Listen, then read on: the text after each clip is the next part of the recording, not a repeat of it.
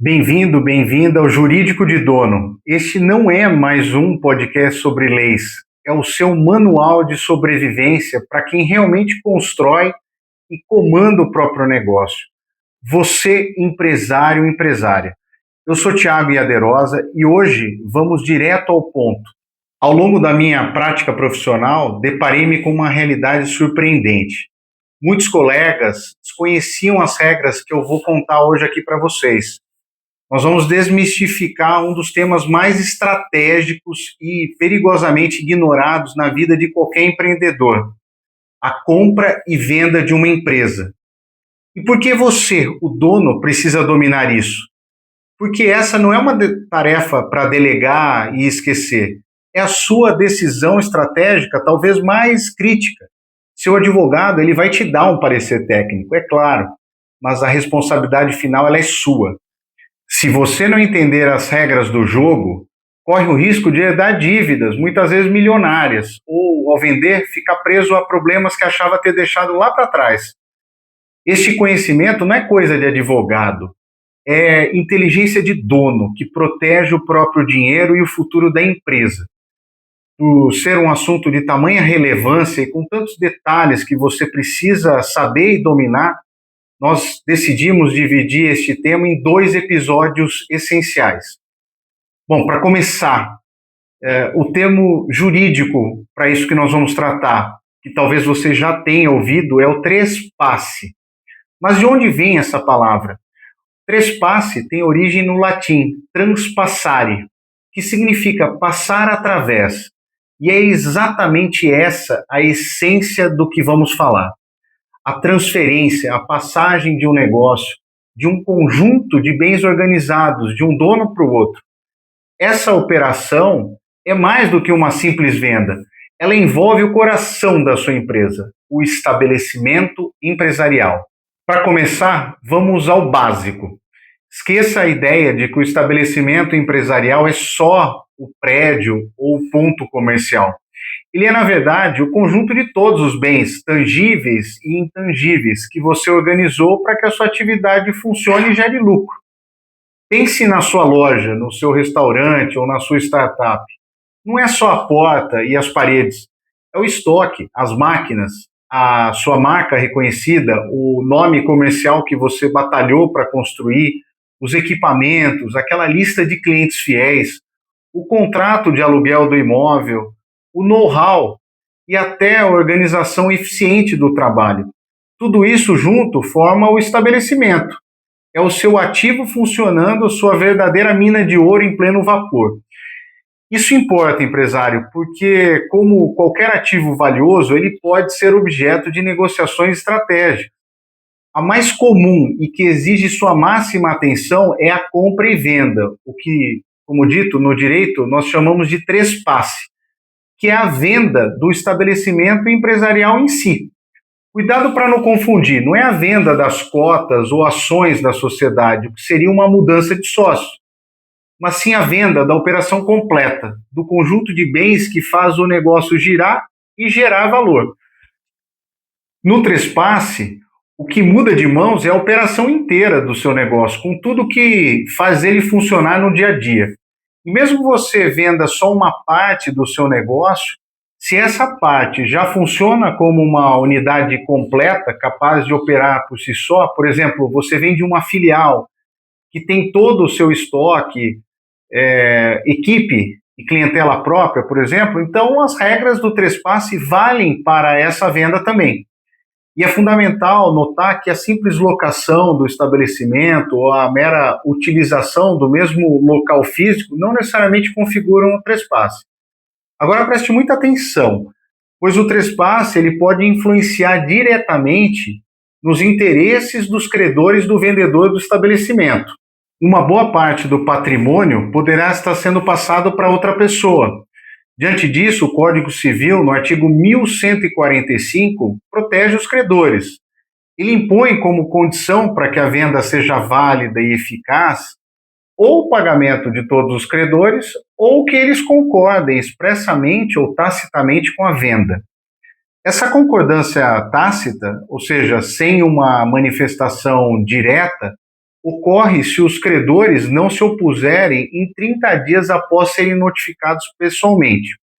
E aqui é crucial, não basta a publicidade comum do trespasse, é preciso notificar diretamente cada credor. Mesmo com essas regras, a venda ela pode ainda ser válida e eficaz se o vendedor mantiver bens suficientes para pagar todos os seus credores. Nesses casos, inclusive, a notificação para concordância pode até ser dispensada, pois os interesses dos credores já estão protegidos. Essa é uma inovação importante que ajuda a combater fraudes no trespasse, permitindo que a venda seja considerada ineficaz para proteger os credores se as regras não forem seguidas. Para quem compra um estabelecimento, ao adquirir essa mina de ouro, você pode se tornar solidariamente responsável pelas dívidas anteriores do vendedor que não sejam trabalhistas ou tributárias. Essas nós vamos tratar mais à frente, como, por exemplo, dívidas com fornecedores ou bancos. O artigo 1146 do Código Civil, ele estabelece que a responsabilidade solidária do comprador, ela se limita às dívidas que estão registradas na contabilidade do vendedor antes da venda. Muita atenção com isso. Em outras palavras, a dívida ela precisa ser visível nos livros da empresa para que o comprador seja automaticamente responsável solidariamente por ela. O objetivo aqui é proteger a boa-fé do adquirente, que precisa ter ciência das obrigações para poder ser responsabilizado, é óbvio. Por isso, é um direito, é um dever do adquirente requerer a exibição integral dos livros do alienante, para conhecer minuciosamente todas as suas obrigações. Para ilustrar isso, imagine a seguinte situação. Pense na dona Clara, que finalmente realizou o sonho de comprar a tradicional padaria Doce Sabor do seu município. Ela fez toda a due diligence, verificou os registros contábeis e viu uma dívida com o fornecedor de farinha. Mesmo sendo uma dívida antiga do vendedor, o artigo 1146 diz: se a dívida está lá visível nos livros, a dona Clara também será responsável. Por isso a importância de checar tudo nos mínimos detalhes, para não ter surpresas com débitos que já moravam no negócio. Contudo, mesmo com a venda e a transferência, o vendedor continua solidariamente obrigado por 1 ano. Esse prazo conta a partir da publicação do trespasse, geralmente no Diário Oficial e na Junta Comercial, para as obrigações que já estavam vencidas na data da venda. Para as dívidas que ainda vão vencer, o prazo de 1 ano conta a partir do vencimento de cada uma delas. Isso significa que, por um período, tanto o comprador quanto o vendedor podem ser cobrados pelo credor simultaneamente. Agora, um grande alerta. E as dívidas não contabilizadas? Aquela que o vendedor escondeu ou que ainda não se concretizaram em um processo. Para esses passivos ocultos, não trabalhistas, tributários, a responsabilidade primária continua sendo do vendedor. No entanto, na prática, se o vendedor desaparecer ou for insolvente, o comprador pode sim acabar respondendo subsidiariamente ou ter que enfrentar longas batalhas judiciais para se desvincular. É aí que a auditoria do diligence exaustiva se torna a sua maior aliada, indo muito além da simples conferência contábil, buscando riscos potenciais que ainda não estão no balanço. Agora, falando de débitos trabalhistas, a atenção precisa ser máxima, empresário. Em razão da natureza protetiva do direito do trabalho, a regra é bem diferente e extremamente favorável ao empregado. O artigo 448 da CLT estabelece expressamente: a mudança na propriedade ou na estrutura jurídica da empresa não afetará os contratos de trabalho dos respectivos empregados. Isso impõe a transferência automática dos contratos de trabalho e de todas as obrigações trabalhistas ao eventual adquirente do estabelecimento.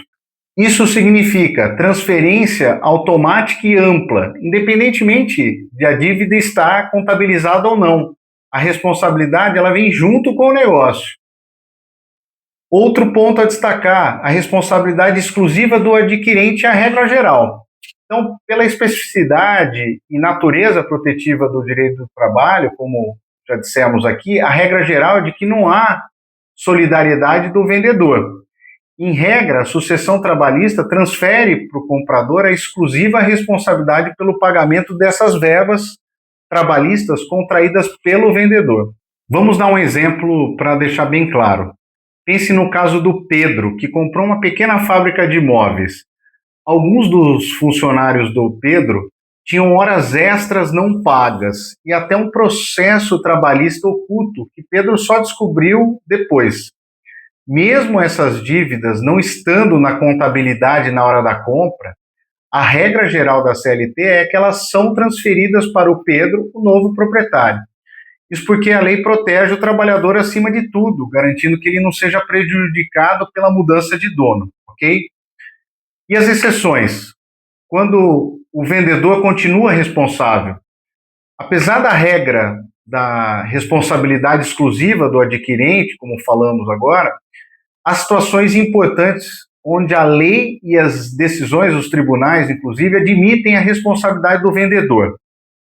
Se ficar comprovada a fraude na transferência do estabelecimento, por exemplo, uma venda simulada para escapar de dívidas, a empresa vendida poderá responder solidariamente com a compradora. É o artigo 448-A, parágrafo único da CLT.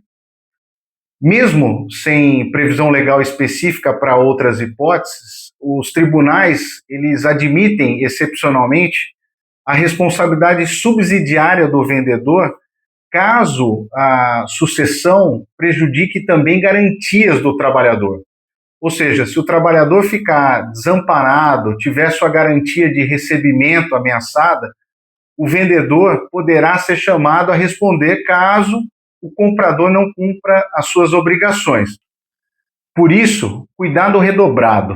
Este é um dos maiores pontos de atenção na compra de um negócio, pois o adquirente ele herda todos os passivos trabalhistas, mesmo os ocultos, e assume a responsabilidade primária por eles, salvo, como vimos aqui, as exceções de fraude ou comprometimento de garantias. A due diligence, portanto, precisa ser extremamente aprofundada.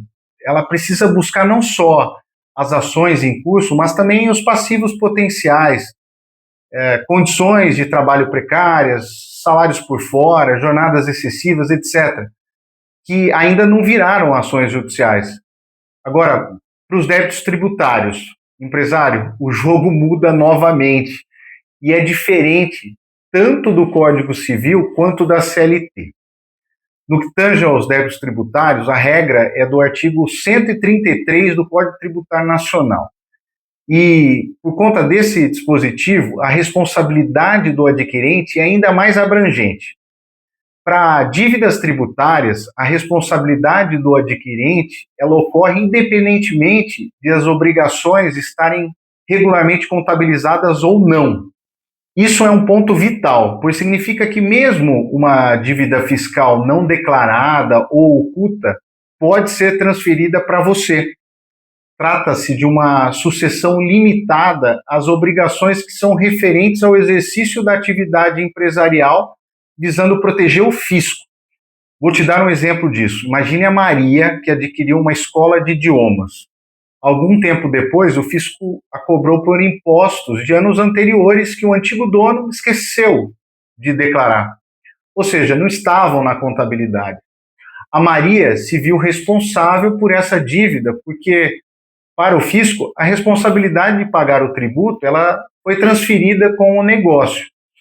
E o mais interessante é que a regra aqui depende da postura do vendedor. Se o vendedor prosseguir na exploração da mesma atividade econômica ou iniciar uma nova atividade econômica dentro de 6 meses a contar da venda, a responsabilidade do adquirente pelas obrigações tributárias ela será apenas subsidiária. O que isso significa? Que o comprador somente será chamado a responder se o vendedor não honrar tais obrigações.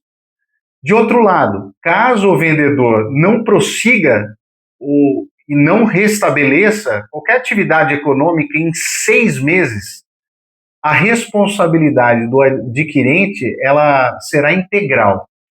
Nesse cenário, presume-se que o vendedor não tem mais capacidade financeira para arcar com as suas obrigações tributárias, e a responsabilidade por esses débitos recai então exclusivamente sobre o adquirente.